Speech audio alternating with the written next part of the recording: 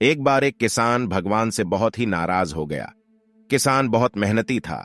बहुत मेहनत से वह खेतों में अनाज उगाता, उसकी देखभाल करता, पर अक्सर उसकी फसल खराब हो जाती।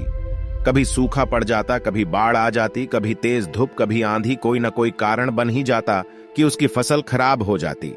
एक दिन वह किसान गुस्से में आसमान की ओर देखकर भगवान से कहा, हे ईश्वर, आपको लोग सर्वज्ञाता मानते हैं कि आप सब जानते हैं, कहते हैं कि आपके इच्छा के बिना एक भी पत्ता नहीं हिलता, पर मुझे तो लगता है कि आप छोटी सी छोटी बात भी नहीं जानते।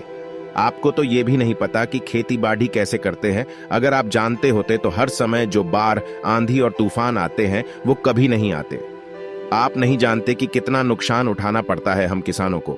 यदि आप मेरे हाथ में यह शक्ति दे दे कि जैसा मैं चाहूं वैसा मैं मौसम कर दूं, फिर आप देखना मैं अन्न के भंडार लगा दूंगा।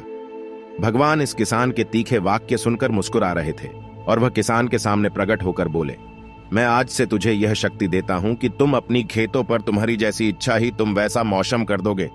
मैं बिल्कुल भी दखल नहीं दूंगा, तुम्हारी इच्छा से सब कुछ होगा। किसान बहुत खुश हो गया। किसान ने गेहूं की फसल अपनी खेतों में बोई।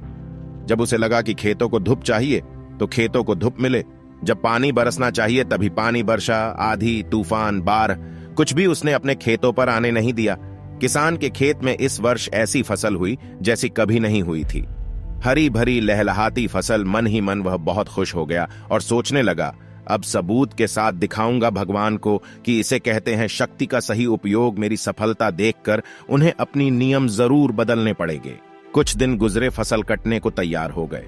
किसान बहुत उत्सुकता के साथ फसल को काटने लगा, पर जैसे ही उसकी नजर गेहूं की बालियों पर गया तो उसने अपना सिर पिट लिया और वह रोने चिल्लाने लगा।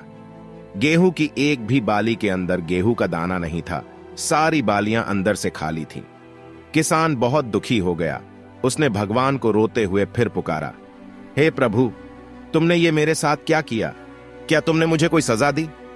भगवान बोले, पुत्र, ये तो होना ही था।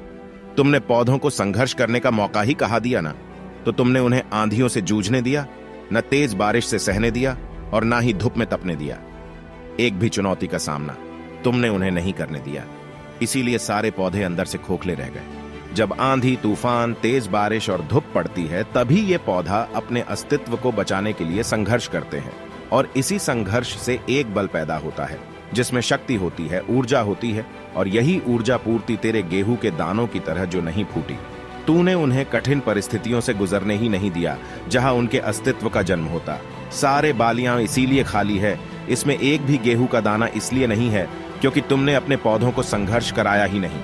याद रखिए, स्वर्ण में सवर्णीय आभात तभी आती है जब वह आग में तपने, गलने और हथौड़े से पीटने जैसे संघर्षों से गुजरता है। कोयले का टुकड़ा हीरा तभी बनता है जब वह उच्च दाब और उच्च ताप की मुश्किल परिस्थितियों से गुजरता है। इसी तरह यदि हमारी जिंदगी में कोई संघर्ष ही ना हो, कोई चुनौती ही ना हो, तो हम भी गेहूं की बालियों की तरह खोखले रह जाएंगे।